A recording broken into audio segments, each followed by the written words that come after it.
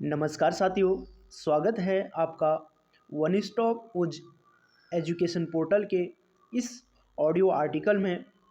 इस audio article के माध्यम से बीएड सेकंड सेमेस्टर का स्कूल ऑर्गेनाइजेशन एंड मैनेजमेंट का मोस्ट इम्पोर्टेंट चैप्टर, जो बीएड एग्ज़ाम की दृष्टि से जो है काफ़ी महत्वपूर्ण होगा, उसके बारे में जानने का प्रयास करेंगे।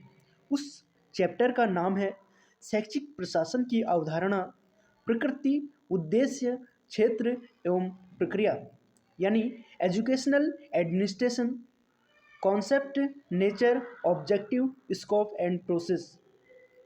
इसके बारे में जानने का प्रयास करेंगे।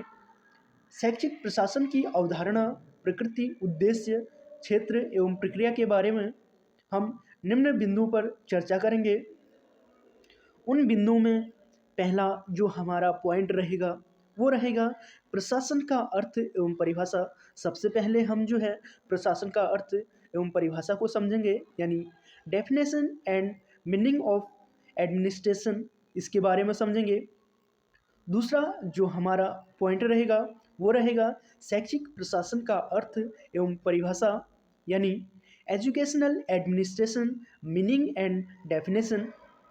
और तीसरा जो हमारा पॉइंट रहेगा वो रहेगा शैक्षिक प्रशासन की प्रकृति, यानी नेचर ऑफ एजुकेशनल एडमिनिस्ट्रेशन, यानी शैक्षिक प्रशासन की जो है प्रकृति कैसी है, या वैज्ञानिक है या कला है, इसके बारे में समझेंगे।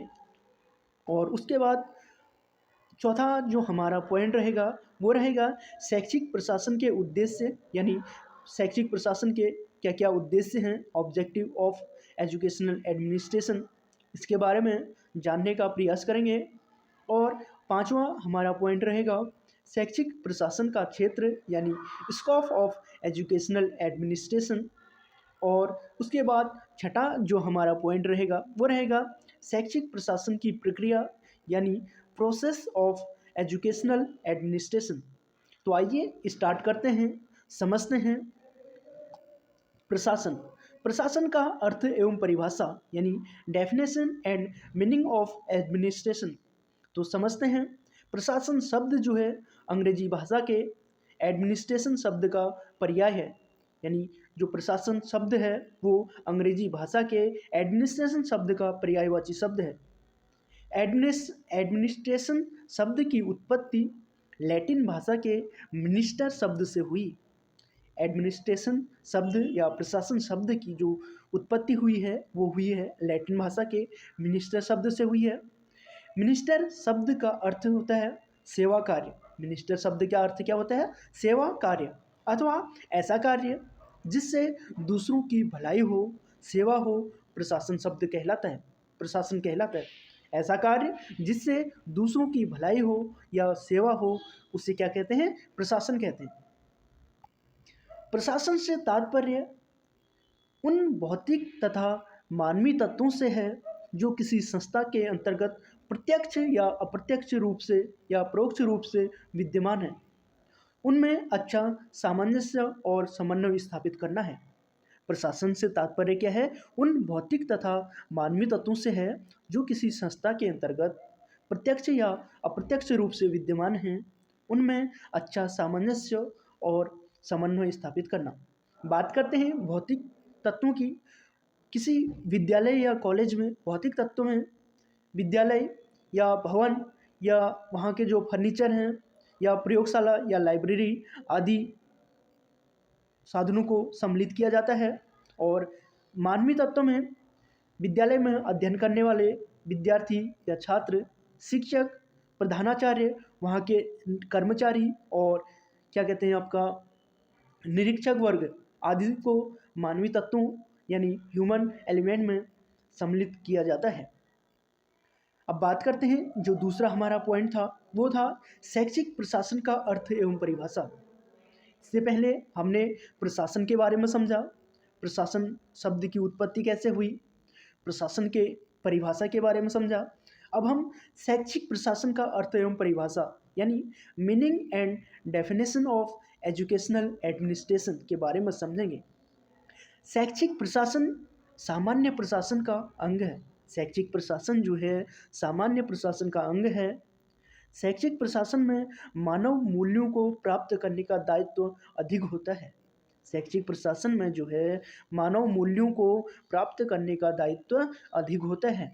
शैक्षिक प्रशासन विद्यालयों के माध्यम से इन मूल्यों व आदर्शों को प्राप्त करता है। शैक्षिक प्रशासन जो है इन मानवीय मूल्यों को विद्यालय या अन्य के माध्यम से प्राप्त करने का प्राप्त करता है। और उसके बाद शैक्षिक प्रशासन के अंतर्गत बालकों, युवकों, प्रौढ़ों की शिक्षा व्यवस्था करना एवं उनके व्यक्तित्व का सही निर्माण करना आता है। शैक्षिक प्रशासन के अंतर्गत जो है बालकों, युवकों, प्रौढ़ों की शिक्षा व्यवस्था करना एवं उनके व्यक्तित्व यानी पर्सनालिटी का सही निर्माण करना आता है। मॉर्स रॉस जो है के अनुसार शैक्षिक प्रशासन से तात्पर्य छात्रों के विकास को निर्धारित उद्देश्यों की ओर मोड़ना, अध्यापकों को साधन के रूप में प्रयुक्त करना तथा संबंधित जन समुदाय को उद्देश्य तथा उनकी प्राप्ति के साधनों की ओर प्रेरित करना है। शैक्षिक प्रशासन का तात्पर्य मॉर्स और रॉस के अनुसार छात्रों के विकास को निर्धारित उद्देश्यों की ओर मोड़ना, अध्यापकों को साधनों के रूप में प्रयुक्त करना तथा संबंधित जन समुदाय को उद्देश्य तथा उनकी प्राप्ति के साधनों की ओर प्रेरित करना है।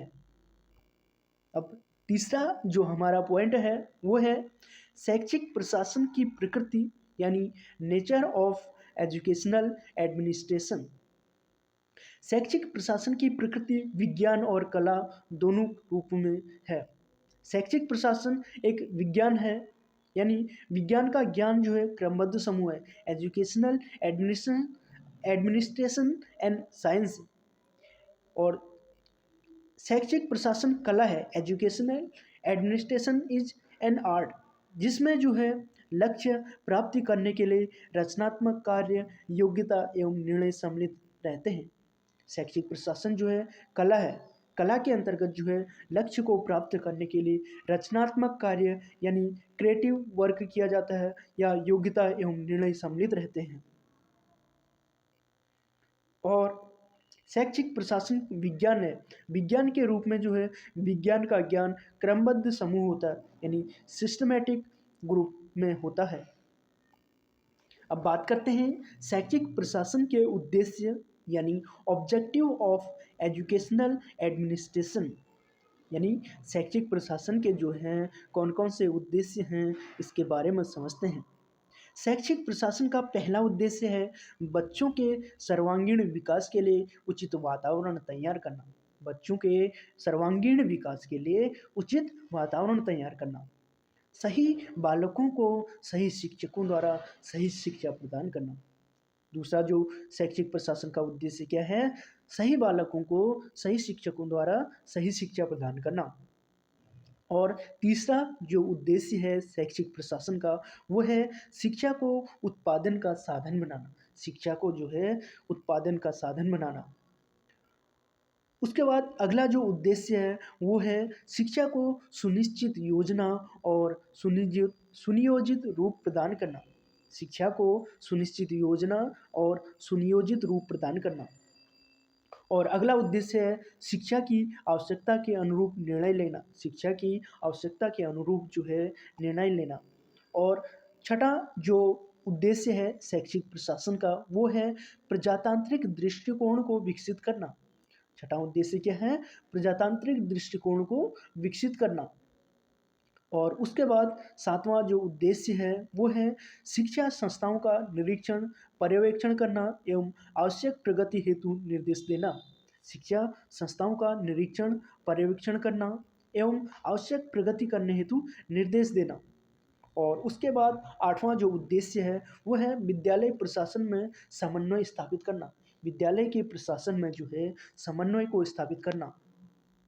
और अब बात करते हैं जो पांचवा हमारा पॉइंट है वो है शैक्षिक शिक्षा प्रशासन का क्षेत्र यानी scope of educational administration. Scope of educational administration की अगर बात करें, शैक्षिक प्रशासन के अंतर्गत मानवीय और भौतिक दोनों तत्वों को सम्मिलित किया जाता है। शैक्षिक प्रशासन के अंतर्गत जो है मानवीय और भौतिक यानी ह्यूमन एंड फिजिकल दोनों जो है एलिमेंट को सम्मिलित किया जाता है। शैक्षिक प्रशासन के क्षेत्र की अगर बात करें, शैक्षिक प्रशासन के निम्न क्षेत्र हैं। पहला, कानूनी नियमों की व्यवस्था करना। शैक्षिक प्रशासन का जो पहला उद्देश्य है या पहला क्षेत्र है वो है कानूनी नियमों की व्यवस्था करना। दूसरा है बाल केंद्रित शिक्षा पर बल। तीसरा, कर्मचारी वर्ग या कार्मिक वर्ग को बढ़ावा देना। चौथा है वित्तीय नियोजन करना। पांचवा, भौतिक व शारीरिक सुविधाओं की व्यवस्था करना। पांचवा क्या है? भौतिक व शारीरिक सुविधाओं की व्यवस्था करना।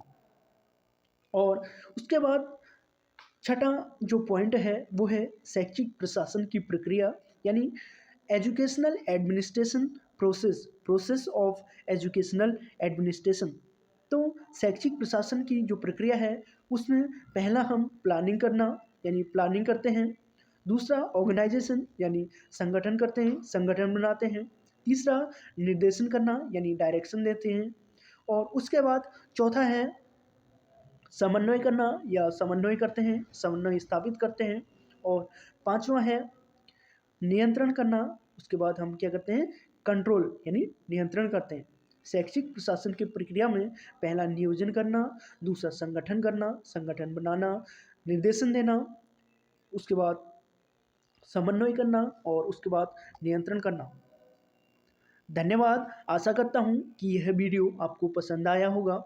बने रहिए हमारे YouTube channel one stop education portal में। धन्यवाद। अगर वीडियो पसंद आती है प्लीज़ लाइक, शेयर और सब्सक्राइब करना ना भूलें और अपना फीडबैक ज़रूर दें। धन्यवाद।